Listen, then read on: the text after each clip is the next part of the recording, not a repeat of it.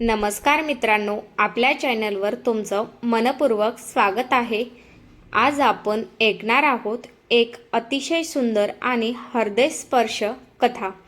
मैत्री असावी तर अशी, कबूतर आणि मुंगीची कथा।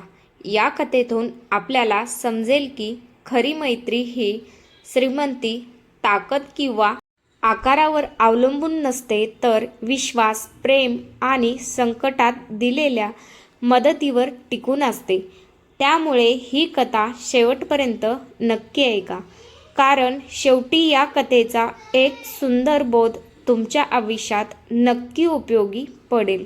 चला तर मग वेळ न घालवता आजची कथा सुरू करूया।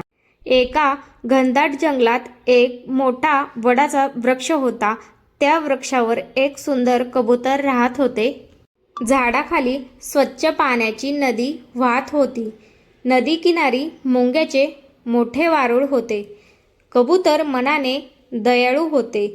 रोज सकाळी ते जंगलात उडून जाई, धान्याचे दाणे गोळा करी आणि इतर पक्ष्यांबरोबर वाटून खाई।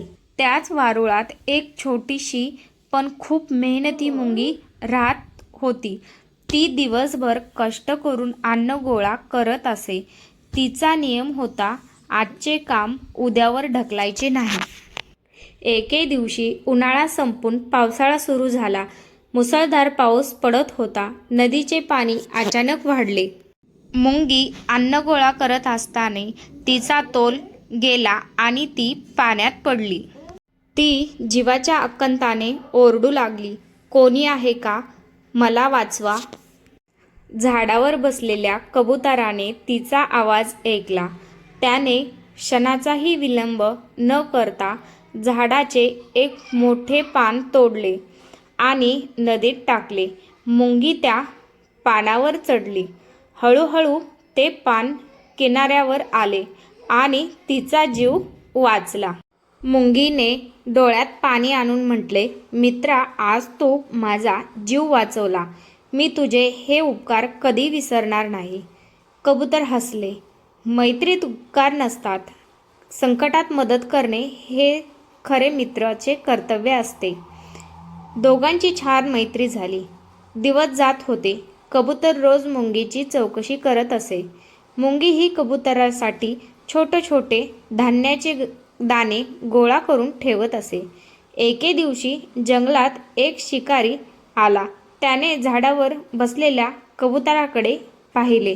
त्याने हळूच जाळे टाकले आणि धनुष्याचा नेम लावला। हे सर्व मुंगीने पाहिले। ती क्षणाचाही विचार न करता शिकाऱ्याच्या पायावर चढली आणि जोरात चावले। शिकारी वेदनेने ओरडला। त्याचा नेम चुकला। बाण दुसरीकडे गेला।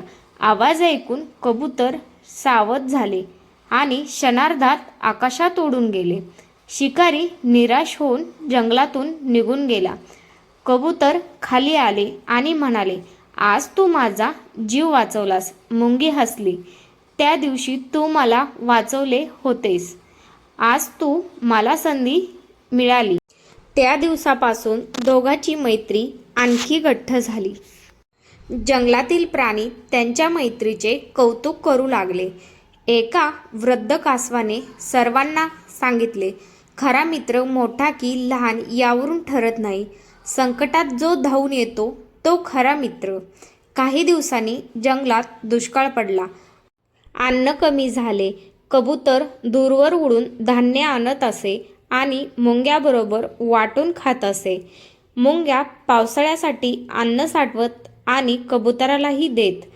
त्यांनी एकमेकांना कधीच एकटे सोडले नाही। जंगलातील इतर पक्षी आणि प्राणीही त्यांच्या मैत्रीने प्रेरित झाले। सर्वांनी एकमेकांना मदत करण्यास सुरुवात केली। हळूहळू जंगल पुन्हा आनंदाने भरून गेले। एके दिवशी जंगलातील प्राण्यांनी कबूतर आणि मुंगीचा सत्कार केला। सिंह म्हणाला, आज आपण शिकलो की मैत्री ताकदीने नाही, तर विश्वास, प्रेम आणि मदतीने टिकते। कबूतर म्हणाले, मित्रासाठी केलेली मदत कधी वाया जात नाही। मुंगी म्हणाली, लहान असलो तरी योग्य वेळी केलेली मदत मोठे काम करून जाते। त्या दिवसापासून जंगलात प्रत्येकजण एकमेकाच्या मदतीला जाऊ लागला.